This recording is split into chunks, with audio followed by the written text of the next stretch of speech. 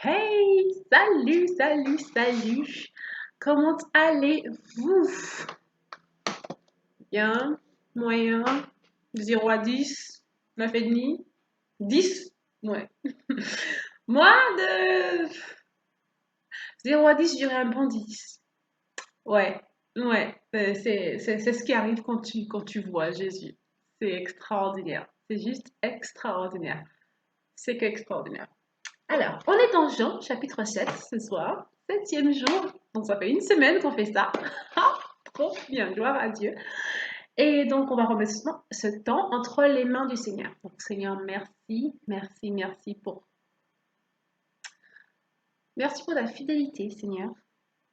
Et merci d'être qui tu es, le Tout-Puissant, qui ne manque pas à sa parole. Donc, je prie encore ce soir, Seigneur, pendant que nous te cherchons, pendant que nous cherchons à te voir, Seigneur, révèle-toi à nous, afin que nous te voyions tel que tu es. Nous te rendons gloire et que nous soyons transformés de gloire en gloire et de victoire en victoire. Au nom de Jésus, j'ai ainsi prié. Amen.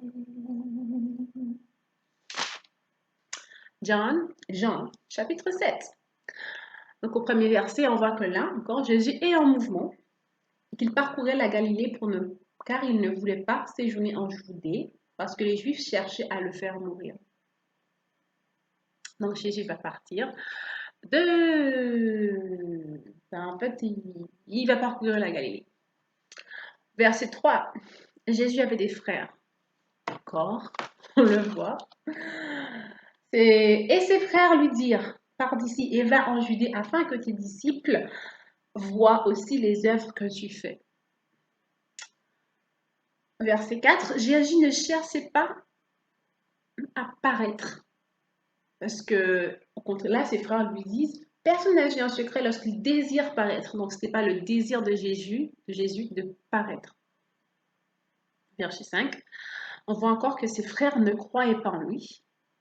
Au verset 6, Jésus, encore là, il dit, mais mon temps n'est pas encore venu, mais votre temps est toujours prêt. Au verset 6.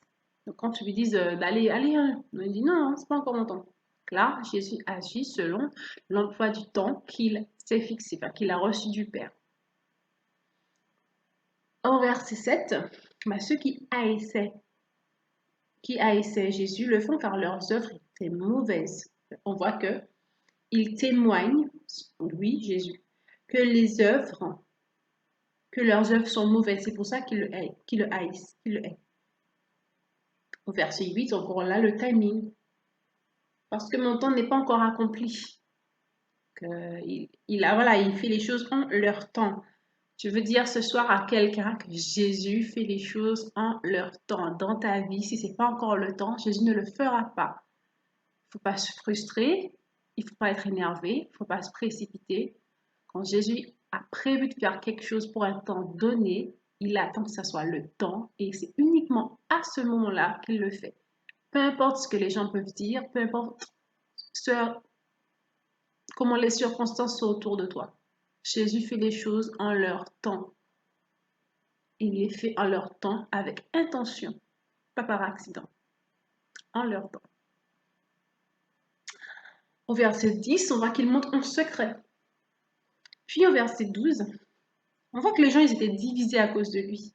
Parce que les uns pensaient d'une manière, les uns disaient c'est un homme de bien, d'autres disaient non, il égare la multitude, comme si c'était un fauteur de troubles.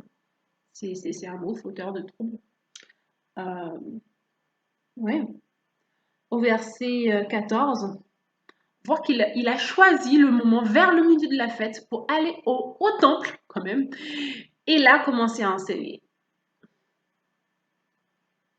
Au verset 15, les gens sont étonnés parce qu'ils disent, comment connaît-il les Écritures, lui qui n'a point étudié? Il n'a point étudié, il connaît les Écritures. Bah, au commencement était la parole était avec Dieu, la parole était Dieu.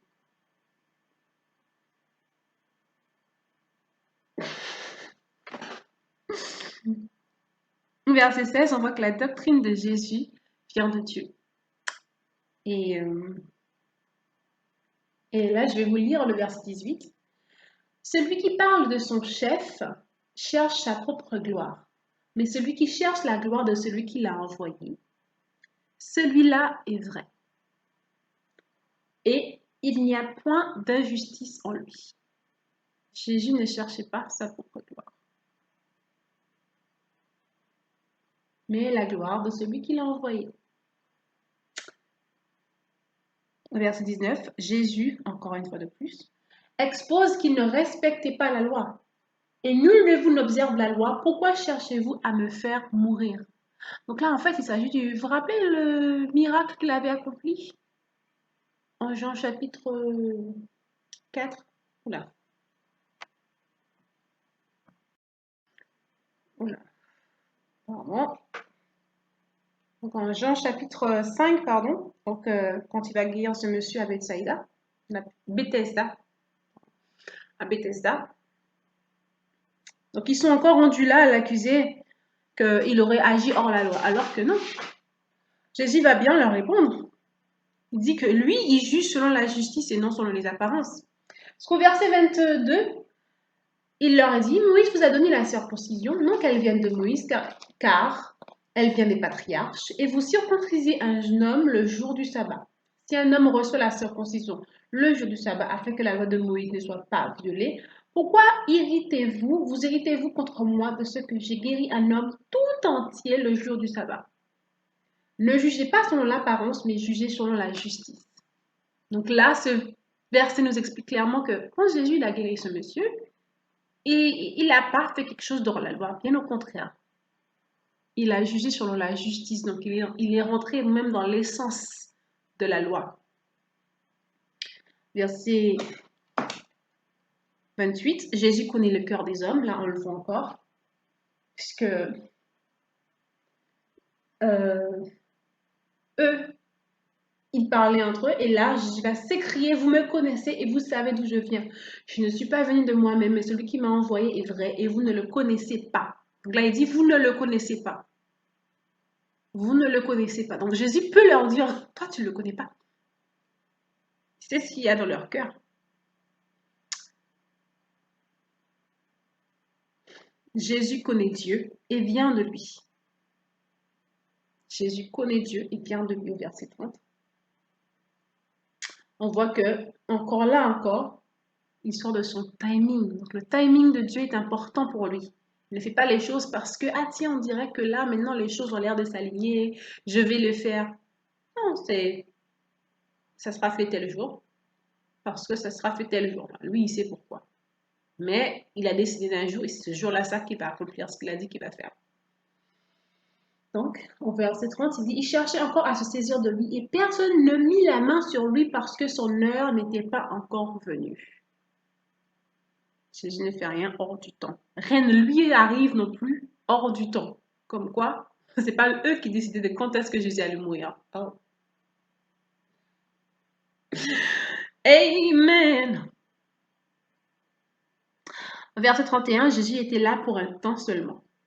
Au verset 33, je suis encore là, il va le répéter, je suis encore un temps, puis je m'en vais vers celui qui m'a envoyé. Et ce soir, ça m'a grandement édifié quand j'ai lu ce passage et que j'ai pas arrêté d'entendre et de voir Jésus dire celui qui m'a envoyé, celui qui m'a envoyé, celui qui m'a envoyé, sachant qu'il lit la parole. Et qu'est-ce qu'on lit dans Ésaïe chapitre 55, entre le verset 10 et le verset 11? Je vais vous le lire. C'est juste extraordinaire. Comme la pluie, la neige descend des cieux et n'y retourne pas sans avoir arrosé, fécondé la terre et fait germer les plantes, sans avoir donné de la semence au semeur et du pain à celui qui mange, ainsi en est-il de ma parole qui sort de ma bouche et ne retourne point à moi sans effet, sans avoir exécuté ma volonté et accompli mes desseins. Là, on parle de Jésus.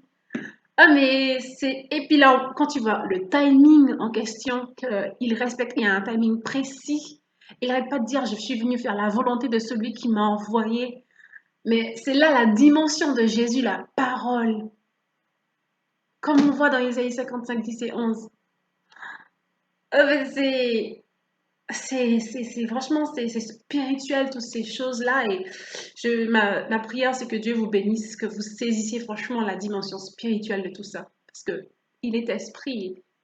Ceux qui sont nés d'esprit sont nés de Dieu. Donc vraiment que la nouvelle naissance, c'est la naissance de l'esprit sur votre partage. Afin de saisir les choses de Dieu, de voir les anges monter et descendre. Comme il l'a promis à ses disciples sur les fils de l'homme. Ce soir, moi, quand je lisais, ça m'a tellement... Ça a été une énorme nourriture pour moi, une énorme bénédiction. On va reprendre donc dans le livre de Jean, chapitre 7, verset 38. Des fleuves d'eau vive couleront de ceux qui croient. Là encore, une dimension spirituelle. Parce ils vont l'expliciter dans le verset 39. Il dit cela de l'esprit que devaient recevoir ceux qui croient en lui, car l'esprit n'était pas encore, parce que Jésus n'avait pas encore été glorifié. Au verset 40, donc, on parle de lui comme le prophète, comme le Christ. Au verset 43, on voit que Jésus divise.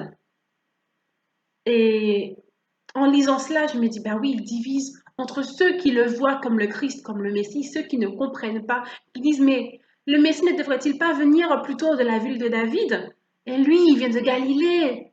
Et en fait, non, il vient de la ville de David, mais eux, ils ne savaient pas. Donc, il y a des choses que certains comprenaient, d'autres ne comprenaient pas. Et il divisait, Jésus divisait. Et j'ai envie de dire vraiment qu'il divisait ceux qui étaient spirituels de ceux qui étaient charnels. Il y a des choses que les êtres spirituels veulent saisir et les autres charnels ne saisiront pas. Ils vont rester à la loi morte. Je dis à la lettre morte plutôt. Ou même plutôt qu'ils auront la loi pour dire les choses correctement. Ils auront la loi mais ne la comprendront pas. Ils vont mal l'appliquer. Comme les gens, ils l'ont fait là. Ils n'ont pas jugé comme ils devraient le faire selon la justice, mais plutôt selon l'apparence. Il y a des gens qui vont entendre parler, ils vont voir des mots, mais ils ne vont pas saisir les choses parce que c'est spirituellement. Alors, quand vous lisez le livre de Jean, ne cherchez pas simplement à avoir les mots écrits noir sur blanc, mais que votre esprit soit également vivifié. C'est en cela vraiment qu'on saisit les paroles de Jésus parce que ces paroles sont esprit et vie. Esprit et vie. Souvenons-nous de tout ça. Amen. Au verset 46.